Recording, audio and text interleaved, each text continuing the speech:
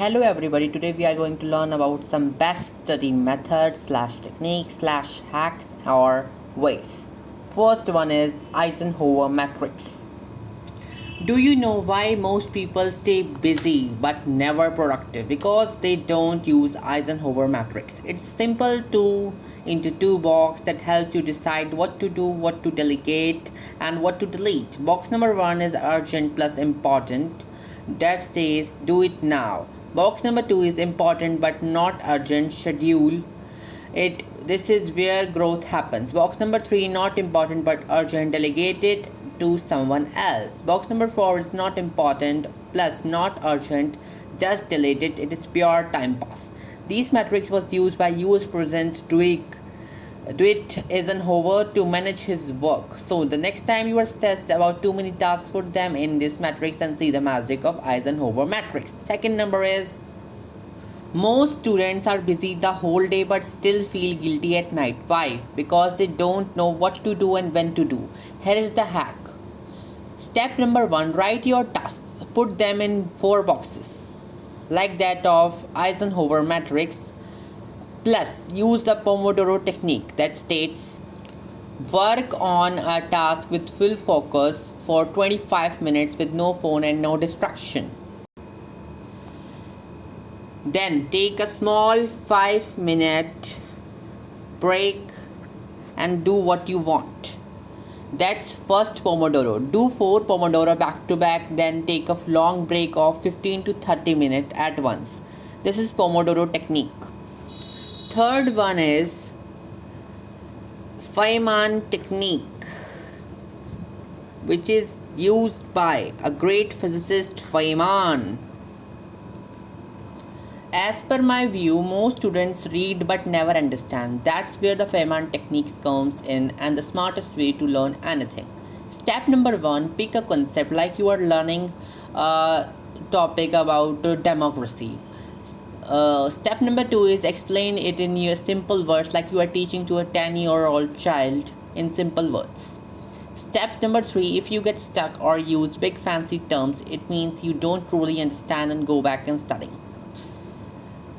Like I am learning about democracy and I use the word like jurisprudence or any difficult word like that. It big fancy term I do not understand, so I simply go back and study it again. Step 4, simplify or connect the idea and examples with the daily life or practical daily life case studies. That is Feynman technique. Next one is 2-minute rule, which states nothing but ever delay small tasks until they'll pile up. Here's the hack. 2-minute rule. If something takes less than 2 minutes, do it immediately. Reply to the text, put away your clothes, wash the cup, done. For big goals, break them into 2-minute starter step. Want to read a book? Just read 1 page. Want to work out? Just wear your shoes. Once you start, momentum carries on. That's a 2-minute rule. Kill your procrastination with tiny actions of yours. Fifth one is Memory Palace. Want to remember anything like Sherlock Holmes? Use the Memory Palace technique. It's simple. Imagine a place you know really well, like your home, your school, or your hostel. Now place the things you want to remember, the visual objects, in different spots. Example, to memorize the heart's chambers, imagine 4 pictures in a living room. To remember shopping list, put milk on your bed, apples on your desk, rice in the bathroom. When you mentally walk through the place, boom, everything comes back clearly in your mind. That's Memory Palace techniques that turns over the boring facts into unforgettable visuals. Sixth one is blurting technique. Most students read, but forget all of the stuff in the very first timing in the examination. Here's the hack. Step 1, study a topic once. Step 2, close your book. Step 3, warn a blank page and blurt out everything you remember in any handwriting, no matter it is good or bad or somewhat anything else. No looking back. Now compare with your notes. See what you have missed. Revise only those weak topics. These trains your brain to recall, not just read. This led to active recall. It's quick, powerful, exam-focused technique that is just blurt it out from your mind.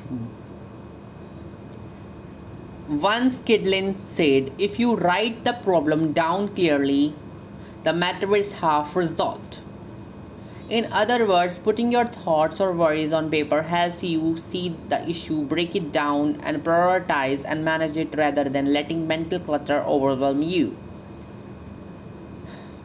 Like grab a pen, brain dump everything on your mind, deadlines, worries, tasks, no filter, then reorganize. What's urgent? What's important? What can wait? Once it's on paper, suddenly it feels manageable. You see the path, that's clarity, that's the calm. That's Kidlin's law. Save your sanity or time, just write it down simply. Next one is mnemonics, acronyms, mind maps, flowcharts, or tabular things. Mnemonics are nothing but fully silly sentences to remember facts. Acronyms make the first letter into the word. Like to learn rainbow colors, you simply make a term, whip gear. Mind maps are based on one central topic with colorful branches, perfect for biology or long chapters. Flowcharts helps in step-by-step processes, great for cycles in biochemistry or glycolysis or Krebs cycle. Next one is our Cornell note-taking method.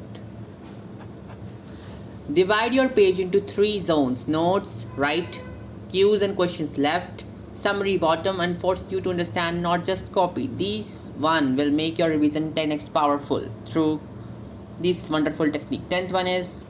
Next one is Pareto's principle, that is 80-20 rule. Want to study smarter, not harder? Use the Pareto principle, also called as 80-20 rule. 80% of your exam questions usually come from the 20% of the syllabus. 80% of your marks depend on the 20% of most important things. So instead of wasting your time equally on everything, identify the high yield topics through your previous year questions and focus deeply on them first. That way you save the time, reduce stress, and get maximum results out of less efforts. This is very important rule. 11th one is Parkinson's law. Ever noticed how a small task magically expands to take the whole day? That's Parkinson's law. Work expands to fill the time available for its competition. If you give yourself 7 days to finish an assignment, I will take 7 days only. But if you give yourself 2 hours with timer, you will still finish it faster. That is the Parkinson's law, to shorten your deadlines or make deadlines. 12th one is mapping method, that is use of your own symbols. Like I am learning any topic, I will make small points like this or this, which is a sign language that is only supposed to be in my own notes, which is a short form of, like I want to write because, I use B, C and Z like this. This is mapping type of method which you use to make your notes shorter and good. The 13th one is next is exam stimulation. Make a grand test, mock test or assessment test. Then self-test yourself and re-evaluate and make an error book and try to not repeat your mistakes. 14th is single tasking. Do a simple task at one time through analogical learning, relating already studied concept with your current studying subject or concept. 15th, dual perspective technique. Study as student, try to frame questions as teacher. This is one of the best method used in university examination.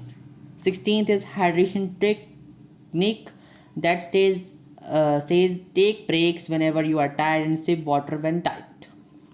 17 is be a Socian always when starting anything. Don't be in overconfidence, because overconfidence will lead to back failure brutally. So always begin with your beginner's mind. That is very important. So basically these are some of the study techniques that we had learned. So thank you, have a nice day. Do follow, like, share and subscribe. Vishwas Mine.